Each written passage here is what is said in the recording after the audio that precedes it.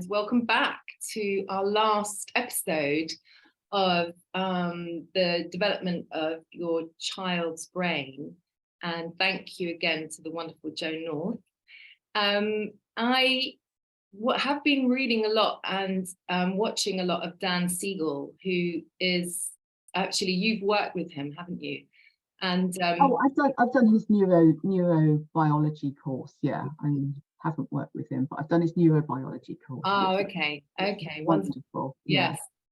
And he talks about adolescence, but actually before I talk about that, he makes a very good point that puberty and adolescence don't necessarily have the same timeline, that puberty is about hormones and adolescence is about the brain and how the brain is changing, really amazingly so. And he talks about adolescence as the essence of being an adult. It's also being an adult, you can still have the essence of adolescence that is actually really helpful. And he's come up with the essence standing for ES, emotional spark, which is your passion, which as a teenager, that's really to be encouraged what their passions are, because that could really help their future career, you know, the trajectory in life. Social engagement, which is, you know, your peer group that you start to correspond with, and they become more interesting, as you say in your book, you know, your friends become more interesting and a real support group because they're all going through what you're going through as well. And the parents, you know, sometimes need to take a little step back. And there is a possibility that the teenagers will sort of push back against the parent, but not necessarily adults in general, because often this is a time when a mentor can have a great influence on the developing teenage brain, which is honing in on the things that it finds really interesting in life. It's getting very passionate about what interests it. And then the N is for novelty, which is having new experiences, which we all need, because as we grow older, you know, we need more neurons firing out. We need more neuroplasticity. We can't be in the same rut. We need to keep trying new things, and very much so to do with a teenager. And the CE, the last two letters of essence, CE, creative exploration. And that goes for adults as well. Creative exploration, as we know, that is so healthy for the mind. It's almost a therapy for the mind, isn't it? To explore creatively and see what sort of turns you on, I suppose. And it's the time when in the brain development that the neurons are being pared back. There's a trimming back of the neurons, because when you were up until sort of 12, you know, there's so many things in life that you just got on with and loved and everything was great. And then when you become an adolescent, you start to pare back the things that are no longer interesting to you, like things that are childish. Then you start to move into the things that, you know, where you find your passion, your social engagement, your peers. And it's this great sense of idealism. And it's actually, Dan Siegel says that, you know, that teenagers are really on the edge of a cultural revolution if they really honed in on those the essence of being an adolescent, that they could be helpful to the evolution of humanity, help solve the problems of famine, pollution, war, all the stuff that we've created. That they actually, he finds that the courage and creativity of adolescence to be his hope for the future. And I really resonate with that. That is just so wonderful. Yes, I think it's, you know, I definitely join the conversation there, Audrey. You know, because I think there's such a wonderful years for us to nurture and support, and yet be challenged by. And I think, as you and I were just saying, it's sometimes if you're parenting teenagers, a challenge to your own sense of security, and will be a challenge to your own sense of identity. because your young people will turn from being possibly quite conformist with you to the absolutely essential challenge to who you are. And they absolutely have to do that. They absolutely have to forge a different pathway, and that can be very challenging. And I spend a lot of time helping parents, step back, take a good look, engage with the rules of supporting, engaging, nurturing, and challenging too. But I think as you were describing all of that neuroscience, which is all of that chemistry and change. So I think we were talking about middle years, and that there's a kind of stability there. There's a kind of stillness before this explosion into these teenage years. And I always see it as a forging of the identity and development of the self. These, and often teenagers, aside from all of the change going on in them, in their bodies, in their growth, in their brain, they're wanting to forge a sense of who they are in the world, and it really matters. And so we get young people playing around with different identities, different behaviors, who experimenting with who am I, who do I want to be. And I think, again, whereas they've got an adult parent who's perhaps very set in their formulation of their self, perhaps even foreclosed on their own sense of identity. Perhaps they didn't quite forge that themselves. So get ready, fasten your seatbelt, get ready. And it's beautiful. It's absolutely, incredible years. One of my students is a parent of 4 teenagers. And, I think of her as being very cool. And she was just saying how she found it such a challenge to really question her beliefs that have taken her thus far in her life.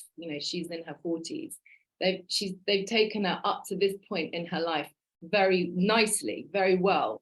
And now she's had to question all of that because her kids are challenging her with new ideas, their idealistic beliefs, even the teenage questioning themselves and how that works as a family, to have these great discussions, hopefully, at the dinner table or in the car or wherever, to know that it's, life is all about change. It's all about shifting and flowing and letting go of things that aren't really relevant anymore. And I think as we get older, that becomes harder and harder. So yes, to that kind of challenge, but then also you were saying that it's a very challenging time because you also have to be there as a parent to wait to be asked for help from the teenagers. So you have to stand back a bit because they need to have more freedom, and that's very important. They crave that, and the parent needs to kind of let the reins go a little bit on that bit to show that they still are there whenever they're needed for that support. Well, absolutely. I mean, the great challenge for parents is managing the risk, and there is no doubt that things shift, and if you've got young people experimenting with boundaries and different behaviours, that they might put themselves in risky positions. For example, teenagers are learning to drive, they're experimenting with drugs and alcohol, they're experimenting with sexual relationships, they're with all sorts of things. And I think, parents dread teenage years perhaps because they're having to manage risk, and I think that's a very realistic thing. I often, if I'm talking with teenagers about how awful their parents are, I do try to remind teenagers of just like, well, we do have to keep you safe though, and they do have to keep you safe, and wow, yes, you want to experiment, but wow, yeah, we need to keep you safe. And very sadly, I mean, I've got got, you know, quite a number of stories where this teenage tendency to explore, you know, has led to very difficult circumstances. So we've got to be realistic about that. And you know, a lot of sympathy for parents as they manage that situation. But I think, but particularly as parents have their own values changed, because young people are going to say at all costs, I am not like you. You know, they have to say, you know, I used to be wrought in your image, mom and dad, but like I am no way going to be seen as like you. So, and that's exciting, but to some parents, you know, that may be deeply threatening. Rejecting. Yeah. I mean, that Dan Siegel talks about what you were just saying, you know, the dangers of those wanting to explore and experiment with drugs and driving and alcohol, that, you know, and you've spoken all along in the book about a felt sense of security that is actually felt within the child, that inner world feeling secure. Dan talks about having that sense of instinct around wanting to take, you know, dangerous drugs or drive really fast. You know, he said, listen to your gut, listen to your heart, listen to your instinct, because there is a part of the brain, the developing brain, that's going to override all the information, the knowledge from the parents. But what they can't, well, they can override it, and we all do, but at least give a listen to your instinct, to your gut, to your heart, to what they really say, because, you know, and then he talks about mindfulness, and, you know, and that really is what you connect with in mindfulness, and it, you know, gives you that deep sense of compassion to yourself, and, you know, maybe morality start to come in, and, you know, so it's a very interesting topic to explore with a child, because with a teenager, because often, you know, the parents aren't, you know, then that they perhaps survived dangerous adolescence miraculously, and maybe, you know, maybe mindfulness could be a thing that they share, and I don't know, it could be something that is a thread throughout. Well, it is a thread, isn't it? Because it's still that mind-on-mind experience that Alan Schore framed for us, you know, and neuroscience frames for us, that how deeply affected we are by the minds of others, and, you know, so the mindfulness of a parent towards their teenager will influence that child at a very deep neurological level. And so that's why I just encourage parents to sit with me and say, hey, come on, let's sort of settle all your thoughts, fears, insecurities and reactions down.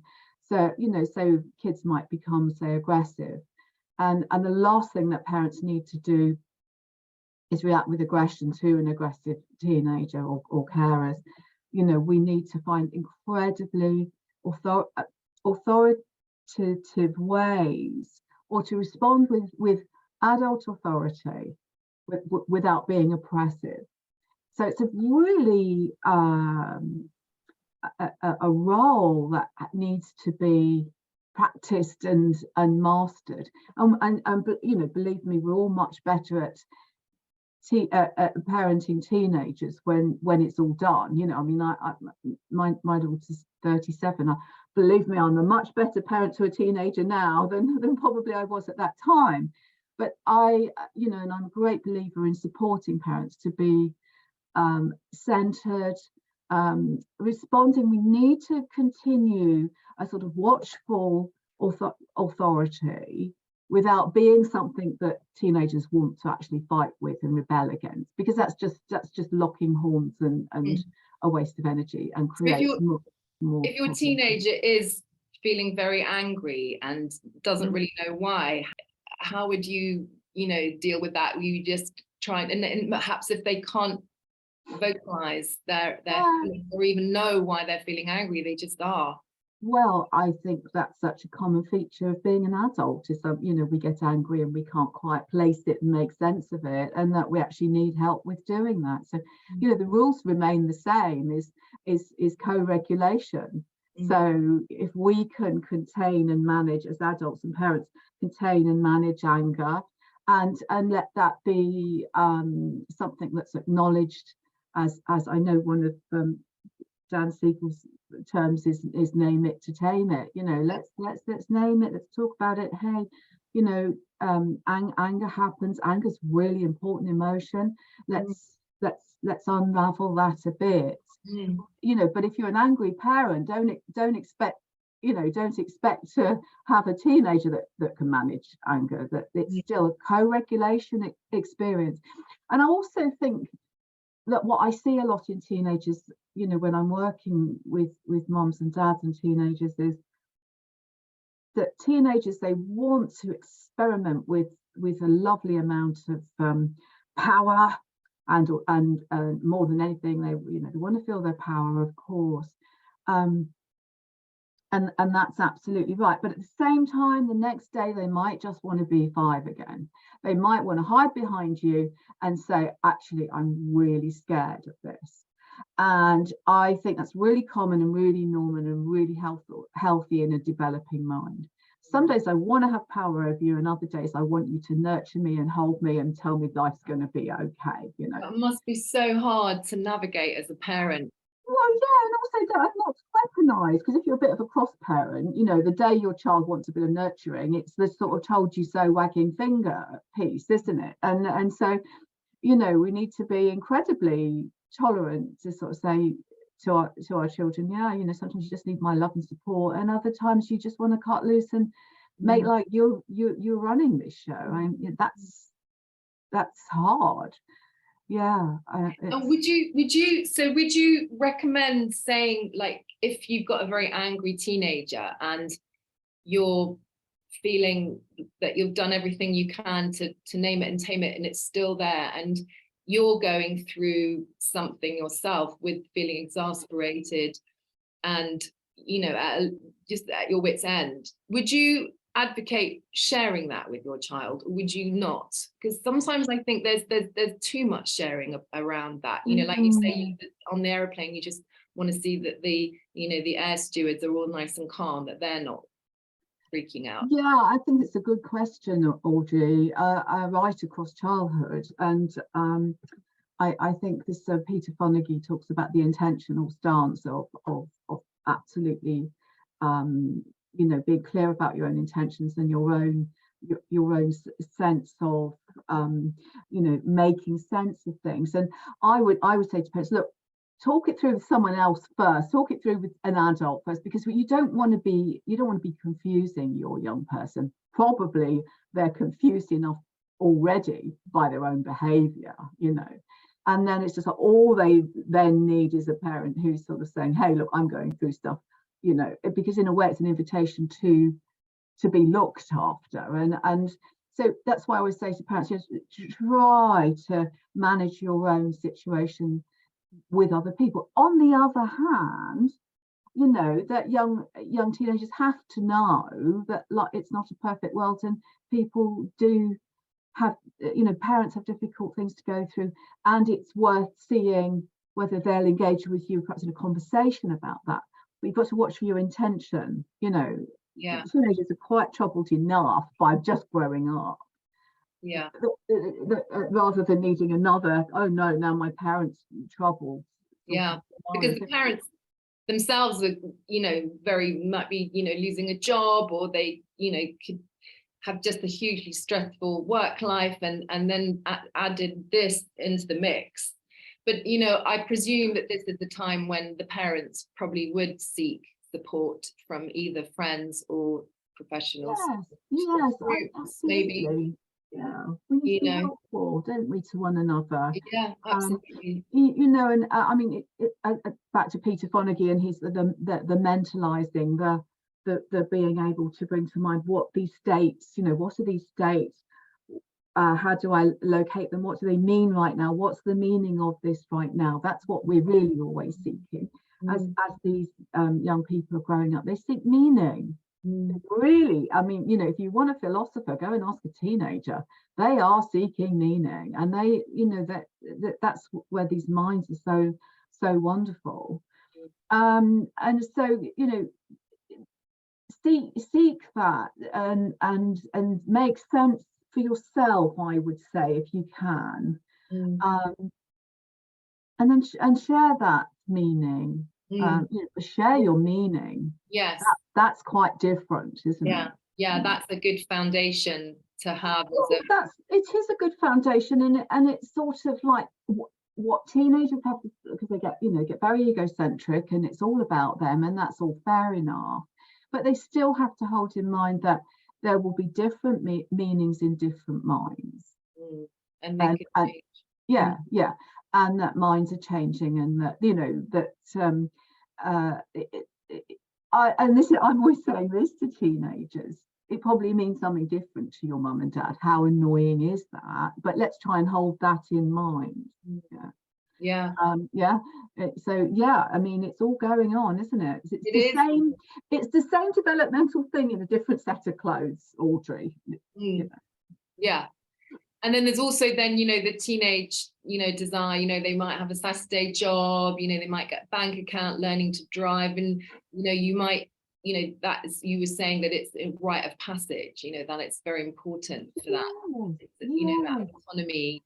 And you talk about, you know, that achieving an autonomous identity around that 18 to 21 depends on the way you've been allowed to build your sense of self growing up, which is, you know, really, you know, that's a thread as well, isn't it, as for the parent to let the child be themselves and give boundaries that there exist as being a parent, and so that they always feel loved. The boundaries are a sign of love, aren't they?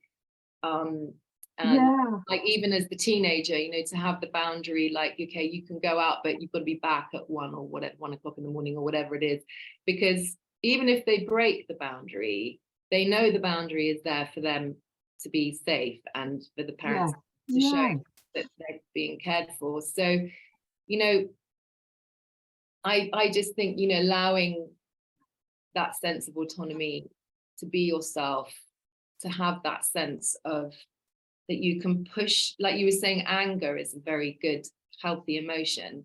And I think that is, for me, sometimes it's when the boundary has been passed, that's when anger is very okay. Like, no, you've crossed the line. This is the consequence of that. And then leave it, and then simmer down. And well, that's when it's great if you've managed to help your child understand social boundaries and interpersonal boundaries from a very young age. You know, if you've been building that anyway, you might have a little bit more of a chance with that. It's not too late if you haven't done that. You know, it's a time to, you know, there's nothing more important than interpersonal boundaries. Goodness me. And how young people are challenged with that these days. Incredibly. But I suppose while we're talking, Audrey, I'm thinking of examples, you know, and I'm thinking of one of my sort of parenting teenagers in the States, and I hope that I think my daughter will forgive me for sharing this, but but I remember when I think she was about 15, and I think we just redecorated the house, and she wanted her bedroom decorated a certain way. Okay. Now, I've got to tell you, instead of thinking what an amazing opportunity for my teenager to express themselves, what I actually thought was, it's got to be Magnolia, because I want to sell this house in a few years and I don't want to have to redecorate. I mean, how, you know, okay, pretty uncool. And I certainly wasn't prioritizing her identity or her emerging self. I really, really didn't. And so she wanted orange and red and yellow on various walls. And I said, no, listen, I run the house, I pay the bills, blah, blah, blah. And it really upset her, you know, it really, and she was very deep, and it was deep. It was the core of her. You are smashing my identity, yeah. And I saw that, and I did at least in my, so, you know, in my favour, I was sensible enough to say, oh gosh, that means something. It took me about 2 weeks to work it out. I mean, you know, I'm in the field of psychotherapy. It still took me a couple of weeks to work it out and see her upsetness and talk with a few people before I eventually thought, oh, you know what?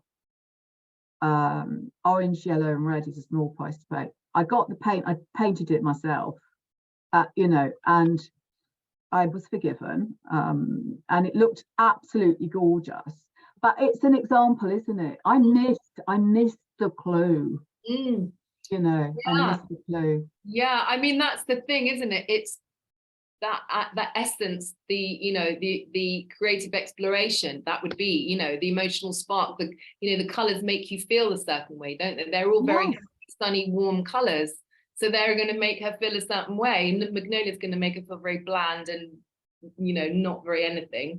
Although, you know, there's nothing wrong with Magnolia. Yeah. Oh no, there is. There's nothing wrong with Magnolia, believe me. I have to, yeah, I've got to tell you that when I did sell the house, she, you know, some years later, and I think she'd left home by then, and the person that came to, I did buy the house, said, oh God, I love this room, it's fantastic, you know. There you go. You know, that's it. And that, you know, and there you go, you know, there is the perfect example of the challenge for the parent's brain, is to really let go of all of the good rules and habits and boundaries that you've given yourself that have done you so well up until now. And now you have to sort of let them go. Absolutely right. It is actually a really, really good example. I really hope people get hold of that from that example, and just like, you know, it's many years later, and it's still like, I still say to myself, yeah, you didn't get that, really. Yeah. I mean, I can think of just, you know, another example of setting boundaries, and where I let my stepson and my daughter have bank accounts really young. At 16, they had bank accounts, and they had a certain amount in there each month to do with, you know, to do their own spending with. And I know that I set that up with a great deal of mindfulness, and I said to myself, look, if they make mistakes with bank accounts, I'm really here to support them. And I remember one day my daughter coming in a foul mood because she went to the cash point and couldn't get money out, and she'd been ignoring the bank statements that said she was overdrawn, so that the bank eventually blocked. And I thought to myself, I'm so glad she's doing that, while my arms are here to say, you did need to look at the bank statements. And that was a massive lesson. Yeah. And I thought that was a good idea. Yeah. Yeah, absolutely. Make your own mistakes. Make mistakes. And the thing is this, and you know, let kids make mistakes, and don't make them suffer for it. It's just like, hey, come on, what are we learning? Yeah, life is pressured enough, you know, we don't need to add that pressure. You know, being a teenager, I remember just so super self-conscious, and when anyone looked at me, I thought there was something wrong with me. You know, it's quite a hard time to move out of those uncomfortable feelings and even go into wanting a, you know, red, orange and yellow, for me, you know, bedroom, because it was just so uncomfortable. I almost couldn't see beyond it for a while, you know, and that would be, you know, great to have that sense of that you could talk to someone about the way you feel and not have to take it all in yourself and deal with it yourself. And yes, well, that's not, you know, I mean, that's just never helpful. No. You know, it's good to have an internal world and your own inner world, but if you want to solve problems, so often we need people to help us, and teenagers do. Yeah, and also, you know, I mean, we forget, don't we, that the whole of our civilization is built on errors, you know, that corrected, and so that, you know, these really important young people are experimenting, and they need to learn to fail, and they need to learn to pick themselves up and get on with the next thing, you know, which is resilience, and that's what we want to build in them.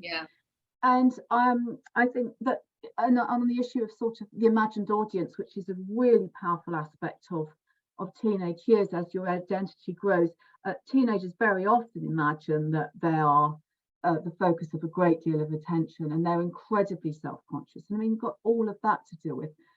I think it was Winston Churchill who said that it's when you're 16, you believe the whole world is looking at you. When you're 35, you hope the whole world is looking at you. And when you're 65, nobody was bothered anyway. Yeah. And I think that's a really wonderful understanding that, the fact is that teenagers think that everybody's looking at them. Yeah. Yeah. And they're also incredibly conscious about their social interactions. I meet a lot of teenagers who get very worried. Was I doing that right? Am I on the right path? The minutiae of interactions starts to really matter. Well, kind of that's good, because it does actually matter, And I think when you can confront all of that, like you're saying, the minutiae that is so big in your mind, when you can talk to someone about that, it just, your whole nervous system can kind of relax again, and you can then feel more in contact with your gut, with your heart, with your instinct, with what feels good for you, regardless of what social media and all of that is saying, because I think that's such a huge influence. And, that's again why mindfulness or meditation or breathing or yoga or something creative that really puts you back into yourself, where you are so in the moment that you're not thinking about anything else other than what you're doing right here, right now. I think that what we mustn't forget is that in social groupings, not all young people want to be in social groupings, but there's a lot of social grouping goes on at this stage, and quite a sort of evolutionary style. They are finding such a good time. They are finding themselves. They are finding the power of interacting. I don't know. One of my abiding memories of teenage interaction was how funny how ridiculously funny it all was. And you never get those years back in that special way. So I'm working with quite a lot of young people at the moment, and I really, really try to help parents understand we can't let them miss the joy of this. Yeah, because it's binding. It binds them, doesn't it? When it's in a positive light, it binds them together, and that's their tribe. Yeah, which is all about, that's where your feelings of security, groundedness, home. Absolutely. Absolutely. It's so important. And that's why we have a sort of social obligation to provide venues where young people can hang out, talk, chat, have a drink, not necessarily alcoholic, because they love doing that. They're safe when they're doing that. What happened to youth clubs in the economic environment we live in? And as well as that, mentors and youth workers have all diminished. These people are so influential and so important. And sometimes, when we can't get the relationship going with parents, a mentor or youth worker can save the day. Yeah. And so, we can't, we have to facilitate these wonderful groupings, which will then be incredibly productive in developing their social skills, their communication skills. So something's going on with those groupings. Yeah. And I think, what's interesting, and you say this throughout the book, is that, it's never too late. If you haven't gone the right way, or there was things going on for you as a parent and you slightly didn't get it right, or didn't get it right in a big way, whatever, it's never too late to help the brain, find its course again, for the brain to develop in a healthy way, that the brain develops through affection, through experience, through communication, through the felt sense, all these things that will help, as many adults have therapy, in all different kinds of ways, shapes and forms, to help the you know, the brain find its neuroplasticity, to name the current buzzword, because it's got that ability to do that, so we can use it. It's never too late. Yeah, sure. Or that flexibility of thinking that will serve in later years. So yeah, I think you and I are convincing ourselves, aren't we, if we didn't already know that it's such a precious and important time. I think that parenting of teenagers is much more challenging than parenting of young children. It seems that to me. I mean, reading the book and listening to all the things that can go so horribly negatively, it's very anxious time, I should think, for a parent. And it's well, absolutely, because the parent's identity is shifting. They're going from absolutely devoting every split second to a child, nurturing and developing them, to being told it's sort of like, actually, get lost, you're in my way. And all the parents feeling is that it's loving, it's doing it in the name of love. You know, you're loving your child to say, be back at 9 o'clock. You can't stay out till midnight. In the name of love, you got to come back at 9 o'clock in the evening. Absolutely. It's hard. It's massive, and you know, and it takes a tribe to grow a young person. We've all got some responsibility for that. I'm not currently parenting young people, but if I see an opportunity to help a young person to kind of go in the right direction, or to praise them if I see them doing great stuff, which I frequently do, you know, I'm always saying to myself, I don't know why we complain about young people today. I see some wonderful stuff going on. They're so committed, and you know, so well, yes, as you know, just to say what Dan Siegel said, that the teenagers could be responsible for the evolution of humanity, and hallelujah, praise be to that. For our hope for the future. So, you know, there are wonderful things to be encouraged and explored, being a parent of a teenager and sharing that with them. And then, you know, read your book for all the help to get you through, because this book doesn't only just talk about the development of the child's brain, but it talks about difficult situations such as divorce, adversity, helping children through difficult times, you know, self-image and eating disorders. You know, there is so much in this wonderful book. So I think, we should maybe just wrap it up there and say thank you so much. You're welcome. It's a pleasure.